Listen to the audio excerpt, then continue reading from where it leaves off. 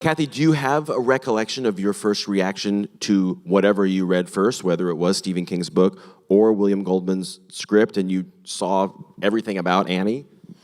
Well, I read the book, and in fact, I remember being in St. Louis and us having a phone call. I don't know if you remember this, but I was doing something else, and I'm kind of a literal-minded person. And I remember saying, I don't know if it was about the guy her rolling over the guy with the lawnmower.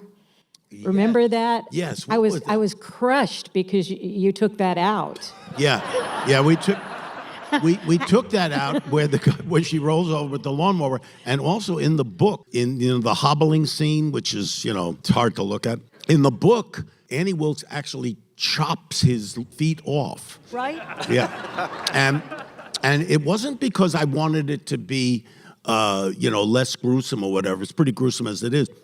The thought I had was he goes through this whole experience of being essentially tortured in jail by this #1 fan, and he's wanted to break away from misery. He's written this other book, which she makes him burn, and my thought was he always wanted to just go beyond misery, and I wanted him to leave being intact, having learned. I mean, he's still hobbled and all that, but he's now a full person, so I didn't want to have him not have feet at the end. I wanted him.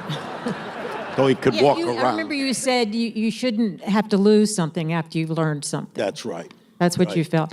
Right. I didn't feel that way at all.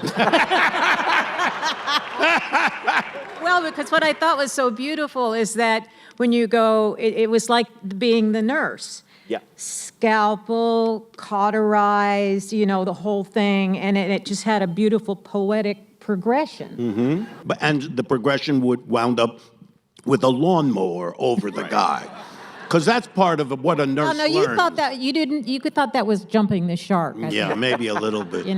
But yeah. I just anyway, it would have been wild, wouldn't it?